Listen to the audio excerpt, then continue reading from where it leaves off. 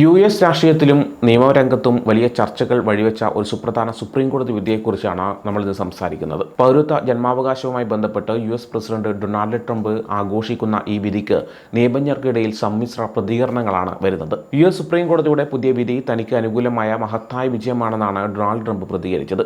US ഭരണഘടനയുടെ 14-ാം ഭേദഗതി അടിമകളുടെ കുട്ടികൾക്ക് വേണ്ടിയുള്ളതാണെന്നും അനധികൃത കുടിയേറ്റക്കാർക്ക് വേണ്ടിയുള്ളതല്ലെന്നും അദ്ദേഹം ആവർത്തിച്ചു. എന്നാൽ നിയമവിദഗ്ധർ പറയുന്നത് ട്രംപിന് ഈ വിഷയത്തിൽ വലിയ മുന്നേറ്റമൊന്നും നേടാനായിട്ടില്ലെന്നാണ്.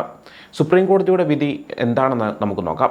ഫെഡറൽ ഡിസ്ട്രിക്ട് ജഡ്ജിമാർക്ക് ഇനി സർക്കാരിൻ്റെ നയങ്ങൾ രാജ്യത്തുടനീളം തടയുന്ന തരത്തിലുള്ള ദേശവ്യാപക ഇഞ്ചക്ഷൻ ഉത്തരവുകൾ പുറപ്പെടുവിക്കാൻ കഴിയില്ലെന്ന് കോടതി വ്യക്തമാക്കി. പകരം വ്യക്തിഗത പരാതികൾക്കും സ്ഥാപനങ്ങൾക്കും മാത്രമായിരിക്കും വിധി പ്രഖ്യാപിക്കാൻ സാധിക്കുക. ദശാബ്ദങ്ങളായി നിലനിന്നിരുന്ന ഒരു കീഴ്വഴക്കത്തിനാണ് ഈ വിധിയിലൂടെ സുപ്രീം കോടതി തടയിട്ടിരിക്കുന്നത്.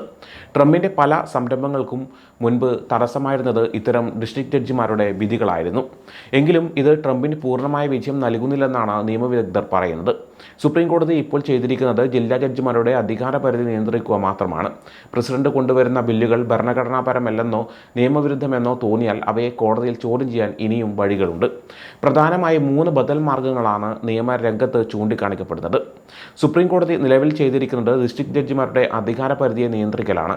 എന്നാൽ പ്രസിഡന്റ് കൊണ്ടുവരുന്ന ബില്ലുകൾ ഭരണഘടനാപരമല്ലെന്നോ നിയമവിരുദ്ധമെന്നോ തോന്നിയാൽ കോടതിയിൽ അതുന്നയിക്കാൻ ഇനിയും സാധിക്കും. ക്ലാസ് ആക്ഷൻ വ്യവഹാരങ്ങൾക്ക് ഇനിയും സാധ്യതയുണ്ട് എന്നാണ് ചൂണ്ടിക്കാണിക്കപ്പെടുന്നത്. അഥവാ ഭരണകൂടത്തിൻ്റെ ഒരു നയം ബാധിക്കുന്ന ഒരു കൂട്ടം കക്ഷികൾക്ക് ഒരുമിച്ച് കോടതിയെ സമീപിക്കാൻ ഇനിയും സാധിക്കും. അതല്ലെങ്കിൽ സംസ്ഥാനങ്ങൾക്ക് ഇത്തരം വിഷയങ്ങളിൽ കോടതി വ്യവഹാരങ്ങളിലൂടെ ഇനിയും പ്രശ്നങ്ങൾ ഉന്നയിക്കാം. അതുമല്ലെങ്കിൽ അഡ്മിനിസ്ട്രേറ്റീവ് പ്രൊസീജിയർ ആക്ട് ലംഘിക്കപ്പെടുന്നതായി ചൂണ്ടിക്കാട്ടി കോടതിയെ സമീപിക്കാൻ വകുപ്പുണ്ട്. ഭരണഘടനാ വിരുദ്ധമായോ നിയമവിരുദ്ധമായതോ ആയ ചട്ടങ്ങൾ ഉദ്യോഗസ്ഥ സംവിധാനങ്ങൾ നടപ്പാക്കുന്നുവെങ്കിൽ അതിനെ ചോദ്യം ചെയ്യാൻ കോടതി മുഖാന്തരം സാധിക്കും. ഈ 3 വഴികളാണ് പ്രധാനമായും ചർച്ച ചെയ്യപ്പെടുന്നത്. പൗരത്വ ജന്മാവകാശം സംബന്ധിച്ച ട്രംപിൻ്റെ നയത്തിനെതിരെ ജില്ലാ കോടതിയെ സമീപിച്ചവർ ഇപ്പോൾ തങ്ങളുടെ കേസ് ക്ലാസ് ആക്ഷൻ വ്യവഹാരമായി പരിഗണിക്കണമെന്ന് ആവശ്യപ്പെട്ട് ഹർജി നൽകിയിട്ടുണ്ട്. എന്നാൽ ഒരു വ്യവഹാരത്തെ ക്ലാസ് ആക്ഷനായി പരിഗണിക്കണമെങ്കിൽ കർശനമായ ചില മാനദണ്ഡങ്ങൾ പാലിക്കേണ്ടതുണ്ട്. എളുപ്പത്തിൽ ഇഞ്ചക്ഷനുകൾ നേടുന്നതിന് പകരം ക്ലാസ് ആക്ഷൻ വ്യവഹാരങ്ങൾ ഒരു ബദൽ സാധ്യതയായി സുപ്രീം കോടതി തന്നെ ഈ വിധിയിൽ സൂചിപ്പിക്കുന്നുണ്ട്. എന്നാൽ അവയുടെ മാനദണ്ഡങ്ങളിൽ ഇളവ് വരുത്തരുതെന്നും കോടതി നിർദ്ദേശിക്കുന്നു. 2025 ജൂൺ 27 സുപ്രീം കോടതി ട്രംപ് വേഴ്സസ് കാസ കേസിൽ പുറപ്പെടുവിച്ച ഈ വിധി രാജ്യവ്യാപകമായി ഫെഡറൽ കോടതികൾക്ക് സർക്കാരിൻ്റെ നയങ്ങൾക്കെതിരെ ഉത്തരവുകൾ പുറപ്പെടുവിക്കാൻ അധികാരമില്ല എന്നാണ് പറയുന്നത്. കോടതിയുടെ തീരുമാനം നടപടിക്രമമായ ഒന്നായിരുന്നു. ട്രംപിൻ്റെ ജന്മസിദ്ധ പൗരത്വ ഉത്തരവ് ഭരണഘടനാപരമാണോ അല്ലയോ എന്ന് കോടതി പറഞ്ഞിട്ടില്ല. കോടതികൾക്ക് നൽകാൻ കഴിയുന്ന നിയമപരമായ പരിഹാരങ്ങൾ നിയന്ത്രിക്കുകയായിരുന്നു ലക്ഷ്യം. ബാരറ്റ് പറഞ്ഞത് കോടതികൾക്ക് ഉത്തരവുകൾ നൽകാൻ കഴിയുന്നത് പരാതി നൽകിയ വ്യക്തിക്കുണ്ടായ നഷ്ടങ്ങൾക്ക് മാത്രമായിരിക്കണമെന്നാണ്. ജസ്റ്റിസ് സോണിയ സോത്തോമേയർ ഈ വിധിയോട് വിയോജിച്ചിട്ടുണ്ട്. ഈ വിധി സർക്കാരിന് ഭരണഘടനയെ മറികടക്കാൻ ഒരു അവസരം നൽകുമെന്നും കോടതി സൃഷ്ടിക്കുന്ന പുതിയ നിയമവ്യവസ്ഥയിൽ ഒരു അവകാശവും സുരക്ഷിതമാകില്ലെന്നും അവർ മുന്നറിയിപ്പ് നൽകി. നിയമവിദഗ്ധർ ഇതിനെ ഒരു ഭരണഘടനാ പ്രതിസന്ധി എന്നാണ് വിശേഷിപ്പിച്ചത്.